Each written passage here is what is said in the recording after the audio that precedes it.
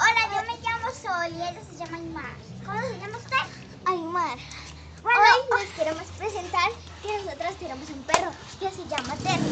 Se los vamos a presentar hoy mismo, así que ¡vamos!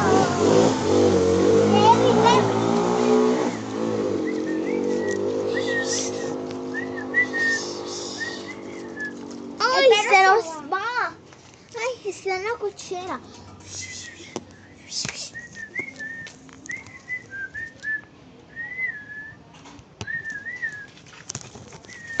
Bueno, el perrito se llama Terry. Nosotros lo cuidamos. Ya vieron cómo está y cómo está todo, ¿verdad?